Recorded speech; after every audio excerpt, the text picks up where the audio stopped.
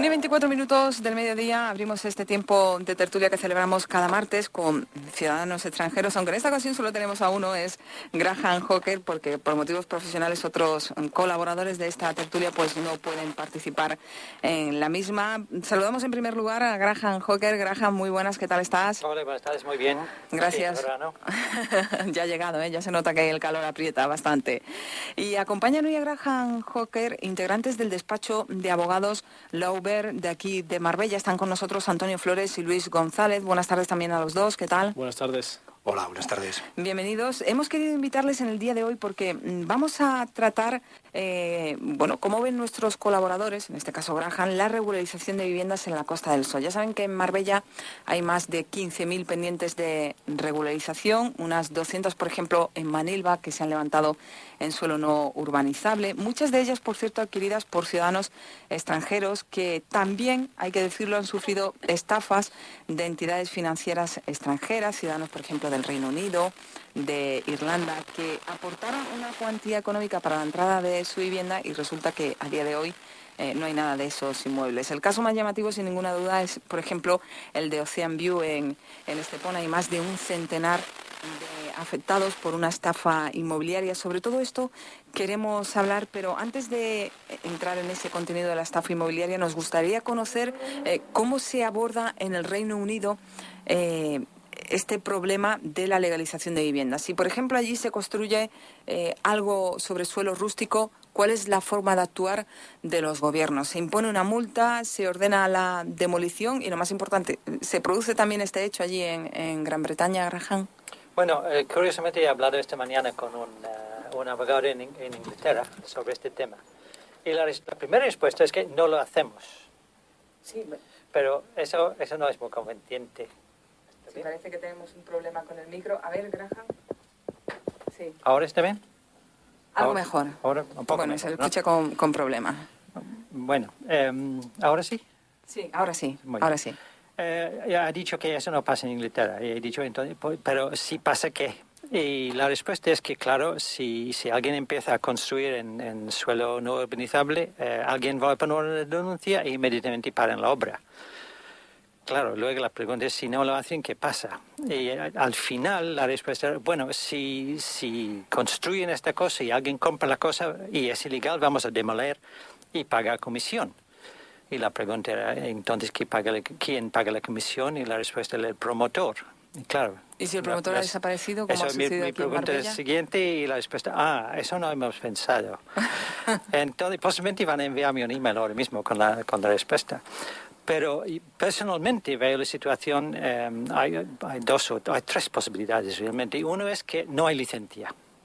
Si no hay licencia, en Inglaterra, cuando compras, el abogado tiene deber de buscar todas estas cosas para ver que todo está bien. Si no hay licencia y el abogado no te dice, la culpa tiene el abogado. Y él probablemente tiene que pagar la compensación. En el caso que hay licencia legal, entonces no hay problema. El problema realmente es cuando hay, como ha pasado aquí, hay licencia, pero la licencia es ilegal, es decir, ha procedido por estafa o por cualquier cosa. En este caso, no sé, en mi opinión, claro, si la licencia es ilegal, la propiedad no debe ser, y si permitimos que continúe este edificio, estamos poniendo un precedente para el futuro muy malo. Sin embargo, si demolemos este edificio, los compradores tienen problemas porque necesitan compensación y no sé quién va a pagar la compensación. Si no hay promotor, si el promotor ha desaparecido, supongo que si hay una licencia que sale del ayuntamiento, en mi opinión, con la visión inglés, la responsabilidad tiene el ayuntamiento y ellos tienen que pagar compensación. Y si ellos quieren proceder contra la persona que ha hecho la cosa mala, es un problema para el ayuntamiento. Pero eso es la visión inglesa.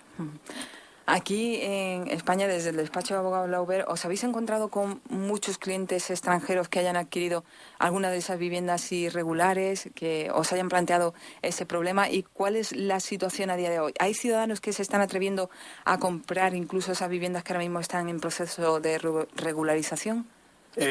Sí, nosotros tenemos clientes que sí, que deciden comprar esas viviendas.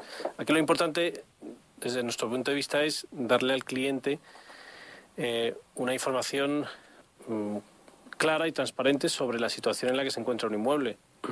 Es el cliente el que decide, no nosotros. Entonces, el cliente no nos da dinero a nosotros para que nosotros elijamos dónde se va a hacer la compraventa. Se le dice al cliente cómo está la situación y él asume un riesgo, ¿no? Pero asume un riesgo en función de la información que se le ha suministrado. Es decir, porque son personas adultas que quieren a lo mejor pues asumir ciertos riesgos.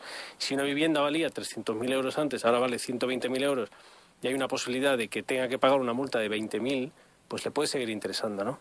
Entonces, esto es como hay que ver un poco el tema de la inversión. No hay que decirle, no compres aquí porque todo esto está mal. Esto ya es información sesgada, tanto como si le dices que no hay ningún problema. Sí. Entonces, nosotros siempre optamos por dar la información concreta y cuál es el peor de los escenarios, teniendo en cuenta que la demolición ya es una palabra que no creemos que se va a pronunciar en el futuro en Marbella. Quizá en algún hecho alguna vivienda aislada, pero en principio entendemos que es una palabra que está desterrada ya. Esperamos que sí, vamos.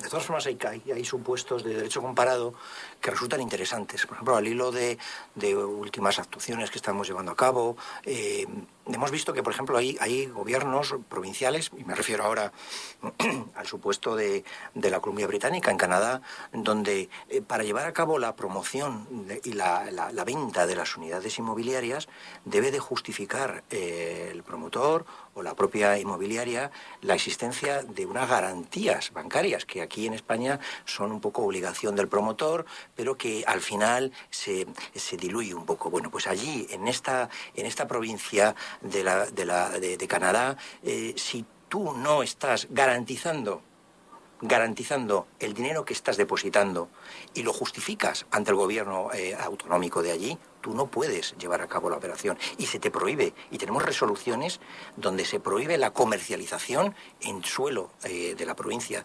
de Canadá, que no se puede hacer y está completamente prohibido. Es decir, que por parte de y son países de una solvencia, de una garantía completa. No hay una intervención en la actuación privada, pero desde luego el dinero que se deposita debe de estar garantizado para el caso de que funcione mal y que al final aquello no vaya a cabo. Y en España esto queda un poco diluido.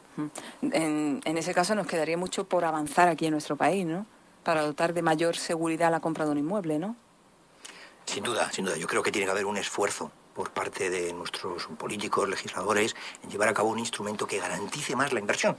Sí. Esto es lo que, con independencia luego de lo que decide el cliente. Y de luego que no se puede llevar a cabo, por mucha confianza que se pueda tener la operación, determinadas actuaciones si no están mínimamente garantizadas. Es por la propia garantía del inversor y por la propia, solvencia del propio país donde se están haciendo las inversiones. Es la propia reputación, la propia garantía de que ese país va a llevar a cabo, una operación que le va a venir muy bien a ellos como una operación de inversión y desarrollo inmobiliario o de industria turística en todos los sentidos. En el caso de Inglaterra, Graham, no existen esos controles, al igual que en España, no existen esos controles que se llevan a cabo, por ejemplo, en Canadá.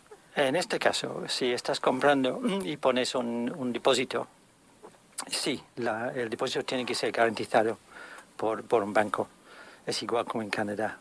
Pero acabo de recibir un email de Inglaterra explicando exactamente la posición.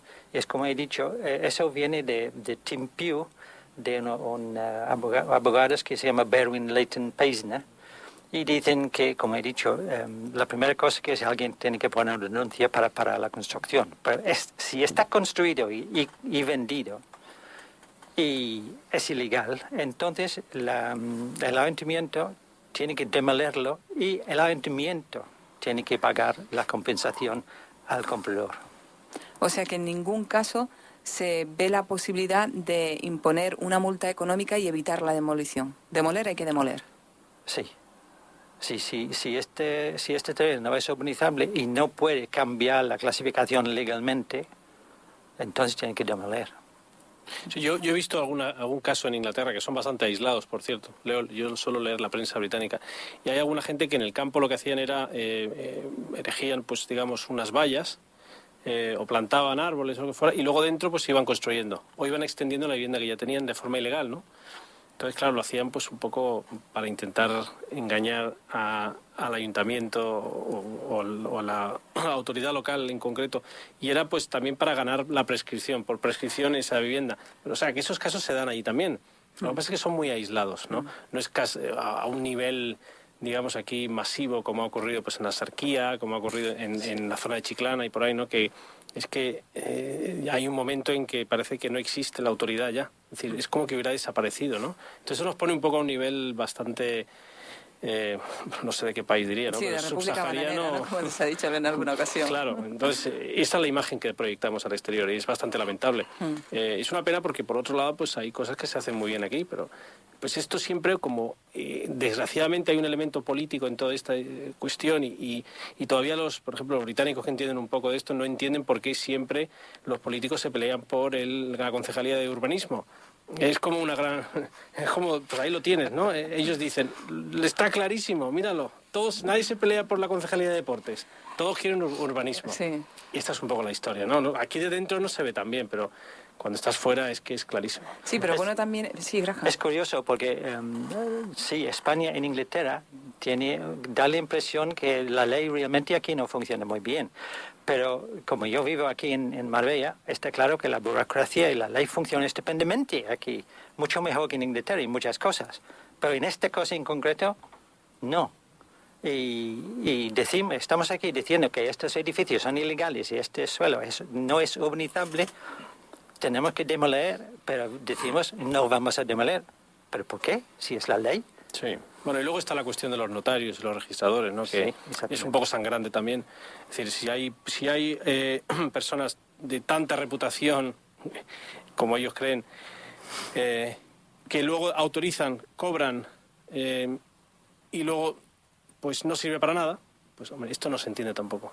¿De qué sirve entonces, no? ¿Por qué le ha cobrado 1.100 euros un notario y 800 el registrador para inscribirle una casa, cuando luego te dice el ayuntamiento por otro lado, un señor que eso no vale para nada, ¿no? Sí, se supone que son ellos los que tienen que velar por la seguridad. Claro, entonces explícale ahora a este señor que hay una resolución del Tribunal Supremo que dice que no puedes legalizar. Es que es imposible, no alcanzan ya a comprender. Entonces dicen, mira, chicos, me voy a otro país. Y esto ha ocurrido mucho. ¿Qué pasa? Que también la memoria, pues, no está mucho tiempo, digamos, presente. La memoria mala, ¿no? Luego de repente pues se vuelve la gente a olvidar es frágil.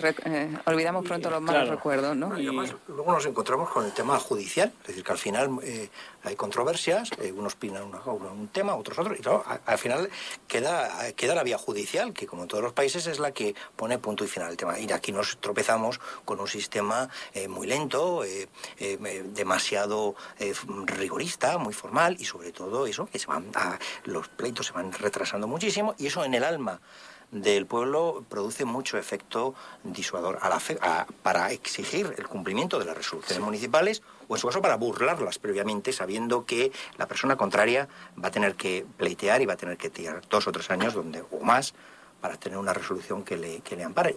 Durante ese periodo posiblemente ya los efectos han quedado completamente, se han eludido. Entonces, esa necesidad de tener un sistema más eficaz, judicial, más rápido, más inmediato, esto ya no es... eso es un gran problema, Si tuviéramos una respuesta judicial rápida ante estos supuestos de contenciosos, metemos en la vía contenciosa, todavía nos alargamos mucho más años. Sí. El no tener una respuesta judicial rápida, por ejemplo, está afectando y mucho a ese más de centenar, creo que de ciudadanos irlandeses o del Reino Unido que se vieron afectados por esa estafa inmobiliaria que tuvo lugar en Estepona, una estafa inmobiliaria de la promoción Ocean View Properties. Se trató de viviendas a los que estos compradores aportaron una entrega económica, viviendas que fueron vendidas por una persona o una empresa que ni siquiera era propietaria de los suelos. Sí, es así. Efectivamente tenemos un caso muy sangrante. Estamos representando más de 100 inversores, compradores de viviendas que habían entregado a Estepona Beach, en concreto, las empresas de Ricardo Miranda, que es el que un poco organizaba aquello, unas cantidades enormes, estamos hablando de 30% de unidades inmobiliarias, estamos hablando de en torno a 80, 100.000 euros que entregaban para la compra de viviendas en en suelo que era rústico, en suelo que no estaban registrado a favor de quien lo estaba vendiendo, donde ni siquiera había solicitud de licencia de obra. Toda una mera expectativa. Sí. Este dinero desapareció, se transfirió a otras operaciones inmobiliarias. 8 millones de euros, ¿no? Sí, 8 millones de euros. Es un señor que vive de esos depósitos. No nos olvidemos, 8 millones de euros que no es lo que te ha quedado después de haber hecho las casas a los clientes y pagar tus impuestos. No. Es decir, lo coge en su cuenta y para él, y punto. Y claro, se acabó. Garantiza futuras inversiones. Es decir, no necesita ir a un banco para pedir una financiación, ya la tiene de quienes le están entregando un dinero para nada. Esto, claro, lógicamente es grande, todo con las garantías de la presunción de inocencia que estamos hablando, lógicamente, sí, porque no hay aún resolución judicial, pero esa garantía. Han pasado ya 2 años y medio desde que presentamos la querella en Madrid y todavía estamos discutiendo cuál es el juez que tiene que resolverlo. Estamos todavía en fase de diligencias previas, dinero que ya, bueno, pues cuando algún día dicte una resolución un juez, evidentemente va a ser muy difícil saber dónde al final ha ido ese dinero. Y bueno, la posibilidad de que los compradores puedan recuperarlo, muy complicado a lo mejor también, ¿no? Pues muy complicado. Tenemos que hacer muchas veces los abogados una labor detectivesca, saber dónde ha ido ese dinero, cómo, de qué forma. No tenemos los medios, no somos, claro, efectivamente la Audiencia Nacional. No podemos controlar, no tenemos los medios. Podemos tener apoyo de algunos organismos, pero eso es muy difícil. Estamos hablando de delitos societarios, puzzles empresariales, donde se manejan con profesionales, donde es muy difícil al final, y ellos lo saben, y muchas veces se sirven de efectivamente estos problemas que hemos hablado antes de la situación judicial para decir, bueno, pues que ya nos reclamen, ¿no? ¿Se puede decir, o pregunto yo, pecaron también de ingenuos los compradores?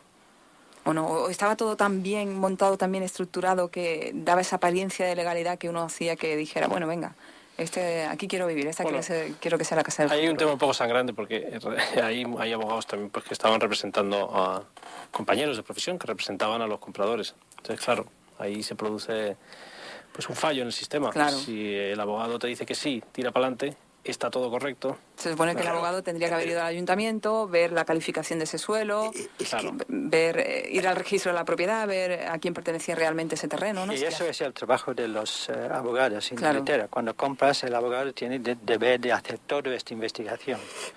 Por eso es bastante caro. Pero es que hace años no nos olvidemos que el abogado que estaba representando al comprador en las operaciones inmobiliarias era el abogado de la promotora o de la agencia inmobiliaria.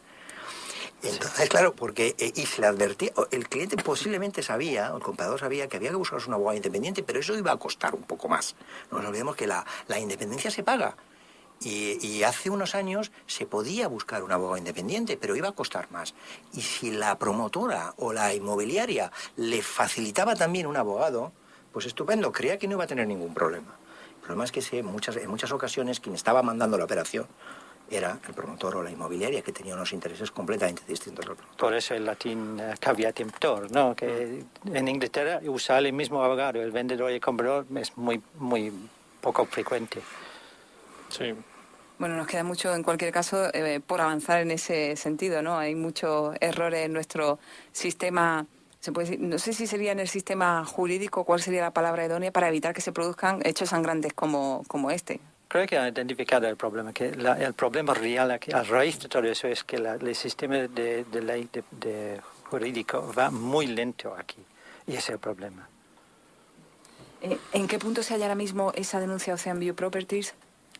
Bueno, actualmente hemos presentado, hace ya 6 meses presentamos una recusación contra el contra el juez que estaba tramitando las diligencias porque era el hermano de uno de los querellados. Esto lo hemos sabido después, varios meses después. Que es lo que comentaba antes Luis, que encima el abogado tiene que hacer labor de investigación, meterse a lo mejor en determinados foros de internet para conocer, bueno, este procedimiento lleva parado tanto tiempo, ¿por qué? ¿Qué pasa? Claro. Y ahora resulta que es que el abogado es hermano de el juez es hermano del administrador o antiguo administrador de una de las empresas querelladas. Claro, expediente de recusación del juez, expediente gubernativo, ha tardado la Audiencia Provincial de Madrid unos meses, ahora ya tenemos un nuevo juez que de primeras tiene que empezar a trabajar en este tema, juez que está sustituyendo, que es titular de otro juzgado. Ayer me comentaba su señoría que, claro, que va a hacer todo lo posible, pero que no esperemos grandes milagros, porque tiene muchísimo trabajo y que es un tema que le viene de otro asunto. Sí, que ahora él tiene que empezar desde cero, ¿verdad? Es desde cero. Analizar todo el expediente. Tener conocimiento de la causa, ver diligencias que se le han solicitado, revisar todo lo practicado hasta el momento. Claro, esto es... Pero aquí hay una cosa graciosa, que es que la jueza que supuestamente iba a ser la sustituta, a su vez está procesada también por una causa de prevaricación. Con lo cual esto ya se lo explicas a un británico y pues imagínate, claro, como que dos jueces, los dos que te iban a tocar, los dos apartados. Muchas veces es lógico que cualquier ciudadano piense que esto es una república bananera, ¿no? Cuando suceden hechos de este tipo. Lo sorprendente también es que esa jueza se mantenga al frente de la carrera judicial, ¿no? Cuando ha sido condenada, en este caso, por un delito de, creo que he dicho, prevaricación. Sí, bueno, ya está procesada ahora. Procesada, de hecho, ya está procesada y entonces al estar procesada está ya apartada de la carrera, bueno, de momento el desempeño de su función judicial. Esta era la que nos hubiera tocado. Claro, ahora pues vamos a otro. Esperemos que pero el nuevo debe estar diciendo, bueno, yo espero no tener nada aquí que me saquen. O igual lo que está pensando es cambiar de juzgado. Realmente muchas veces es muy humano, ¿no? ¿En Inglaterra se pueden dar situaciones como esta, Graham? Que se No, es inconcebible. Un juez en Inglaterra es una persona muy respetada y yo no recuerdo ningún caso de un juez que ha tenido este tipo de problema. Es que simplemente no pasa.